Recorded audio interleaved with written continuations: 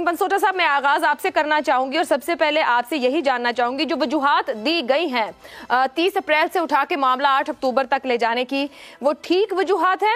एक supreme court का फैसला मौजूद है, या वो वजूहात कोर्ट में खड़ी हो पाएंगी या ये तौहीन अदालत हुई है? देखिए जी, सबसे पहले बात ये कि ये वजूहात के ऊपर हम तब बात करते अगर तो सुप्रीम कोर्ट की जजमेंट मौजूद ना होती और सुप्रीम कोर्ट के साथ साथ लाहौर हाई कोर्ट की जजमेंट मौजूद ना होती।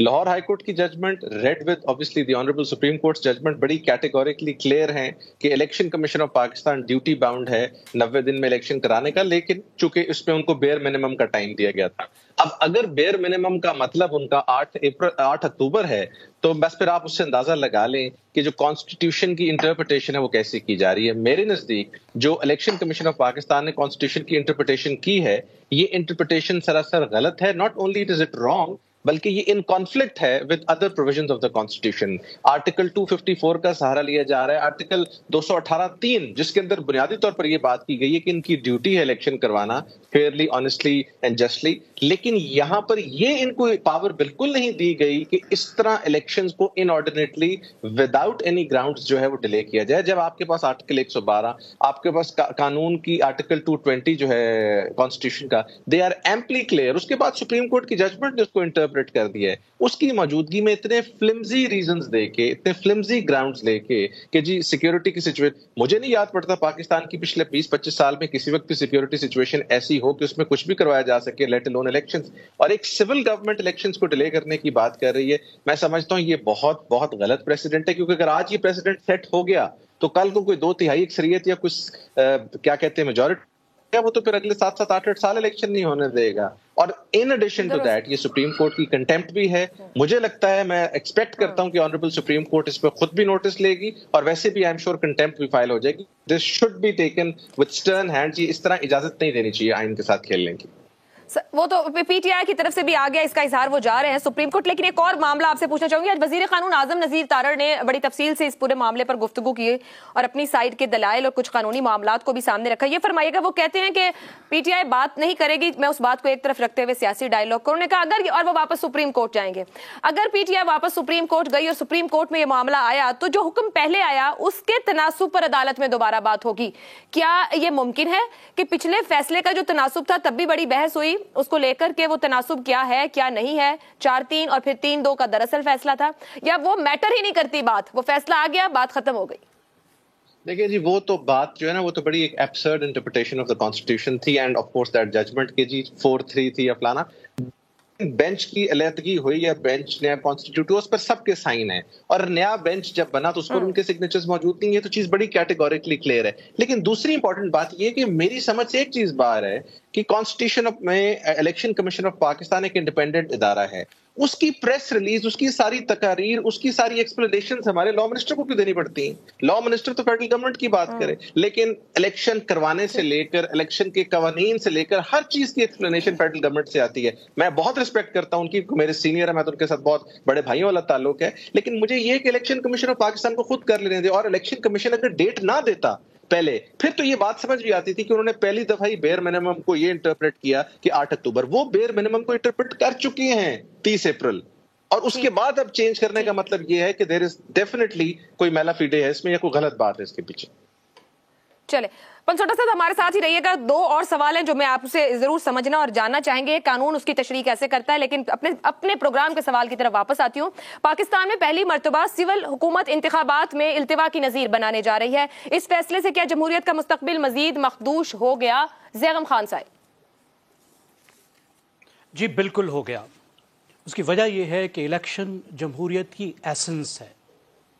इलेक्शन से जमहूरियत शुरू होती है। इलेक्शन ये बात इस्टेब्लिश करते हैं, तय करते हैं कि इक़्तिदार आला का हक अवाम के पास है और हक के हकमियत अवाम को हासिल है। इलेक्शन के बग़ैर जमहूरियत नहीं होती। और किसी भी अनइलेक्टेड गवर्नमेंट का होना एक इंतहाई नापसंदीदा अमल है। दुनिया में कहीं नहीं होता। जो इलेक्टेड गवर्नमेंट्स हैं वही अगली इलेक्टेड गवर्नमेंट के आने तक रहती हैं, वही इंतखाब कराती हैं। और पाकिस्तान का आइन भी ये कहता है कि पाकिस्तान में हुकूमत करने का हक अवाम के मुंतखब नुमाइंदों को है। हमने एक एक्सेप्शन बनाई इलेक्शन को फेयर एंड फ्री करने के लिए, मेरी नज़र में बहुत गलत एक्सेप्शन बनाई कि आप ایک نگران حکومت لائے، محدود وقت کے لیے، محدود مینڈیٹ کے لیے کوئی وہ دوسرے فیصلے نہیں کر سکتی جس کے اثرات سیاسی ہوں، ڈیولپمنٹ کے بارے میں سیاسی یا کسی طرح کے فیصلے نہیں کر سکتی. اور آپ ایک غیر منتخب حکومت کو اتنے لمبے عرصے کے لیے عوام پر مسلط کرنے جا رہے ہیں. اور آپ بہانے جو بنا رہے ہیں، آپ وہ دیکھیے، الیکشن کمیشن کے ذرا بہانوں پر غور کیجئے. منیسوٹا صاحب نے بھی اس کر بتایا کہ کتنے کمزور بہانے ہیں. میٹنگز، وہ بتاتے ہیں جی ہم نے بہت ساری میٹنگز کی، ان 8 صفوں میں تو 7 صفوں میں تو میٹنگز ہی میٹنگز ہیں، کہ وزارت خزانہ سے میٹنگ کی، قانون نافذ کرنے والے اداروں سے میٹنگز کی، وزارت داخلہ سے میٹنگ کی، اور انہوں نے جو جو عذر بتائے وہ اس میں درج ہیں. جی اسی حکم میں یہ بھی لکھا گیا ہے کہ جناب 220 آرٹیکل آئین کا ان تمام اداروں کو، پوری ایگزیکٹو کو اس بات کا پابند بناتا ہے کہ وہ ہمارے ساتھ تعاون کریں. لیکن انہوں نے کہیں نہیں لکھا کہ اپنا یہ آئینی حق اسرٹ کرنے کے لیے انہوں نے کیا کیا. یہ وہ موقع تھا جب وہ اپنے حکم میں لکھتے کہ آپ کے بہانے ایک طرف، لیکن آئین کے آرٹیکل 220 کے تحت آپ کی ذمہ داری ہے کہ الیکشن کرانے میں ہمارے ساتھ تعاون کریں، ورنہ ہم سپریم کورٹ میں جا رہے ہیں. کون سی ایسی افتاد پڑی ہے؟ 2013 سے زیادہ بڑی دہشت گردی ہے. 2008 سے کوئی بڑی زیادہ افتاد آ پڑی ہے. اس سے پہلے کتنے بدترین معاشی بحرانوں میں ہم الیکشن کراتے رہے ہیں. پاکستان کے تمام معاشی مسائل اپنی جگہ، لیکن پاکستان کا بجٹ دیکھیے اور 15 ارب روپے دیکھیے. 15 ارب روپے کی اوقات کیا ہے؟ اتنے تو یہ 2-3 پسندیدہ چھوٹے چھوٹے منصوبوں پر اڑا دیتے ہیں، اور آپ الیکشن ہی کرانے چاہتے. 254 کا سہارا لے رہے ہیں کہ جی آئین یہ کہتا ہے کہ اگر کوئی کام، جی بالکل سبسڈیز کو آپ دیکھیے، جس کی وجہ سے انہوں نے IMF کا پروگرام جو ہے وہ بھی رسک پر ڈال دیا. اور الیکشن کے لیے یعنی جو اہم ترین چیز ہے جس پر سب سے پہلے ریسورسز رکھنے چاہیے، پیٹ کاٹ کے بھی رکھنے چاہیے، اس کے لیے نہیں ہے. اور کہتے ہیں یہ آرٹیکل 254 یہ کہتا ہے کہ اگر کوئی کام وقت پہ نہ ہو سکے تو پھر کوئی بات نہیں، اب وہ تھوڑی دیر میں بھی ہو جائے تو وہ قانونی رہتا ہے. کیا یہ اس بات کا جواز ہے کہ آپ انڈیفینیٹلی چلیں؟ میرے خیال میں اس وقت جو سب سے بڑا پرابلم ہے وہ یہ ہے کہ سپریم کورٹ خود ایک ساکھ کے بحران سے گزر رہی ہے، اپنی غیر ضروری مداخلتوں کی وجہ سے متنازع ہو چکی ہے. ایگزیکٹو پر دباؤ ڈالنا اور اپنا حکم منوانا سپریم کورٹ کے لیے بھی بہت مشکل ہوگا. اور آخری بات یہ ہے جو دکھ کی بات ہے، مجھے ایسے لگتا ہے کہ مسلم لیگ نواز نے منہ دھو لیا ہے، اس کا تمام میک اپ اتر گیا ہے، اس کا ووٹ کو عزت دو کا میک اپ بھی اتر گیا ہے، آئین کا میک اپ بھی اتر گیا ہے، اور جمہوریت کا میک اپ بھی اتر گیا ہے. اور بہت پرانی مسلم لیگ ضیاء الحق صاحب کے ساتھ والی ہمیں واپس آتی نظر آ رہی ہے.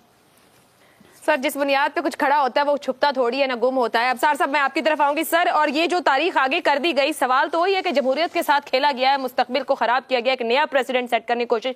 ضروری ہے کہ اکتوبر میں حالات ان کے کنٹرول میں ہوں گے، یہ فنڈ کر سکیں گے الیکشن کے لیے، یہ سیکیورٹی کے حالات کنٹرول میں رکھ پائیں گے، یا پھر ایک بار کا ڈی ڈیل ہوا معاملہ شاید اس حکومت کے بھی ہاتھ میں نہ رہے اس کے بعد؟